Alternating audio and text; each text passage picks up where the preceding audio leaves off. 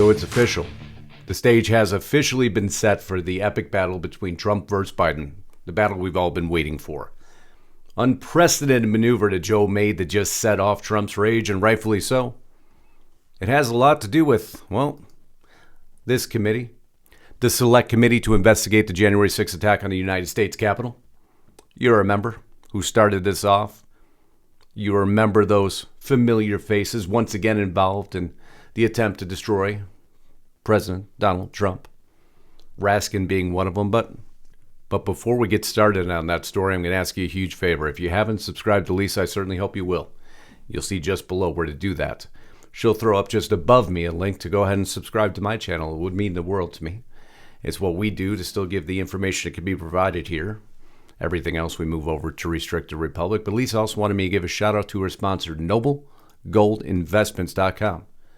Go ahead and convert your traditional IRA into a gold and silver backed IRA. Amazing company, long-time sponsor of Lisa's. Again, that's NobleGoldInvestments.com. And also, if you haven't had the opportunity to join us at Restricted Republic, we have a very special offer today, especially relevant to today's discussion. We're going to go ahead, and as you see flashing on your screen now, all the content and exclusive content grows daily. Discount code TRUMP at monthly checkout will get you $5 a month for the first 12 months. 14 days for free to check out the platform. But I promise you, once you're there, you're going to go nowhere else for the news that matters. But now, let's get back to this broadcast. So the Biden administration has continued to be angry at Donald Trump. That's not going to stop because he has been target number one while he was in office and continuing on through today. But now things have changed a little bit. This Trump and Biden clash over executive privilege argument for the Capitol riot sets the stage for a potential court battle. The ultimate showdown begins. You've seen the subpoenas rolling out from the very beginning of this January 6th Capitol riot commission. And you had Pearson and Mulvaney. You've seen it grow into some of the dark money groups, as they call them. The Women for America First is one of those alleged dark money groups. The list of people that they've subpoenaed from Salem to Chafin to Wren, and it moves forward. Last month, the committee demands records from 15 social media companies, including Twitter, Google, Facebook, and several pro-Trump platforms. Is there any of those that still exist that haven't been shut down? Never mind, I digress. The committee also reached out to 35 private sector firms, including telecommunications giant AT&T, Verizon, T-Mobile, and instructed them to turn over records that may be relevant to the investigation. And then you'll recognize this man, Steve Bannon, a little bit more resistant. January 6th Commission threatens criminal referral after Steve Bannon snubs subpoena. The commission said the former White House advisor indicated he will try to hide behind vague references to privileges of the former president, but this administration doesn't care about privacy, privileges, or very often the rule of law. Thompson and Cheney said the committee fully expects all of these witnesses to comply with our demands for documents and deposition testimony, and we will not allow any witness to defy a lawful subpoena or attempt to run out the clock, and we will swiftly consider advancing a criminal contempt of Congress referral. But remember who the target is here. Always has been.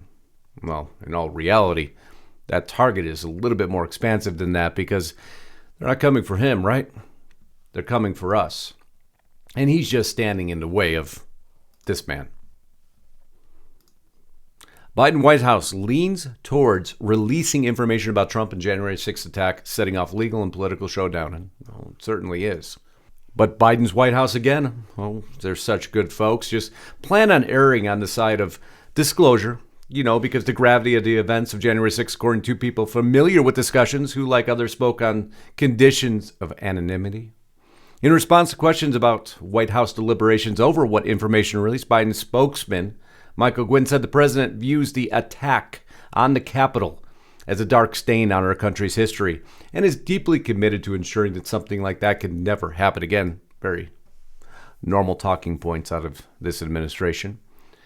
What did Trump have to say? The highly partisan, communist-style select committee has put forth an outrageously broad records request that lacks both legal precedent and legislative merit, Trump spokesman Taylor Budowich said in a statement. Executive privilege will be defended not just on behalf of President Trump and his administration, but also on behalf of the office of the President of the United States and the future of our nation.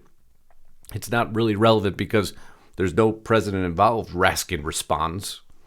That's extremely dilute and not really relevant. That's the air of what this committee feels about that statement, even though they've had to deal with these executive privileges and requests in recent history. Nixon, Clinton, Bush, Obama, Ronald Reagan. These arguments come up time and time again, but this one's different, isn't it? Because Biden and Trump and what they're about to do about current records and interview requests will be momentous, said Jonathan Turley, a professor at George Washington University, who has written about the protection of White House documents and previously argued the Democrats' impeachment efforts against Trump were a misguided use of congressional power, but we're used to misguided and misuse of power nowadays. There is an unbroken tradition of deference by the incumbent president to their predecessors. But who in any reality thinks Biden is going to defer and respect the office of the presidency and past presidents? Does anybody truly believe that? No, he'll do anything he can to shred and destroy, divide and conquer. And this is no different when it comes to Trump. It's why this move that Joe is making, this unprecedented move, will change everything. In the past, incumbent presidents would generally support their predecessors in restricting access, despite partisan differences. It appears what may be poised here is to shatter that tradition. Although Trump has 30 days to deliver the documents, even if he opposes their release, Biden will have the opportunity to override that opposition.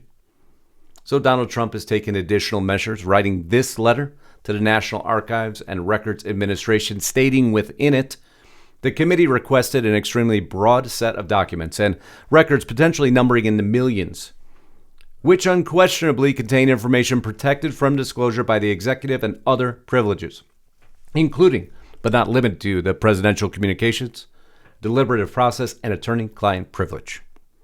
Setting off this battle and setting the stage for what's beyond even an epic battle of these two men. It's a battle against the office of the presidency in its entirety. And what happens if Joe has issues later on? Will they change the rules again? We know the answer. It boils down to this list of records.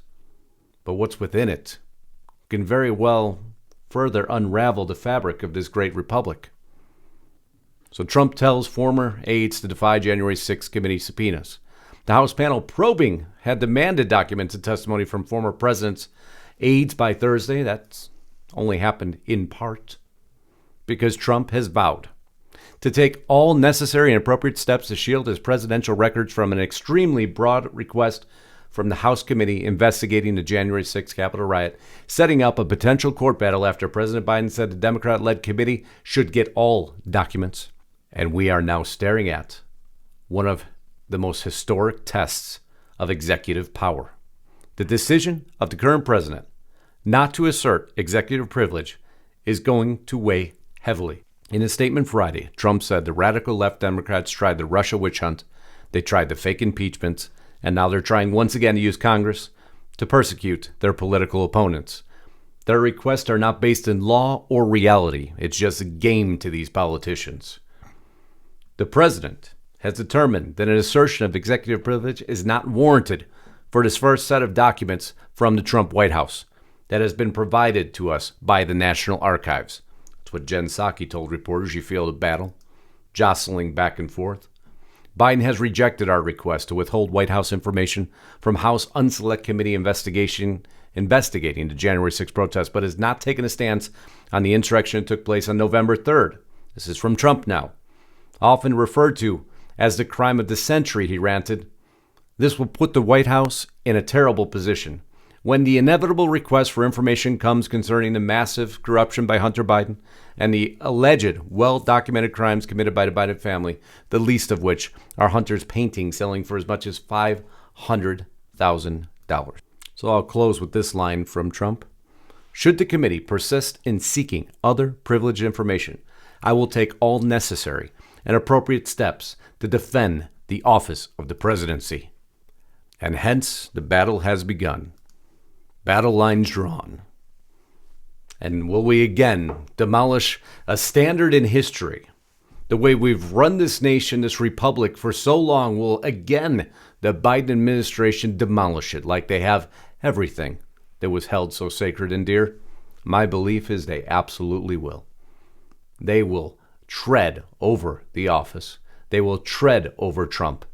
And they will expose everything, even things that maybe should have been kept confidential because they don't care. They just care, as Trump stated, about persecuting their political opponents, demolishing, shredding, and destroying them. And that is a sad statement to make.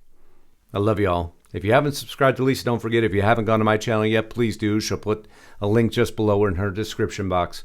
Most importantly, Godspeed and God bless. Until next time, Justice Knight, signing out.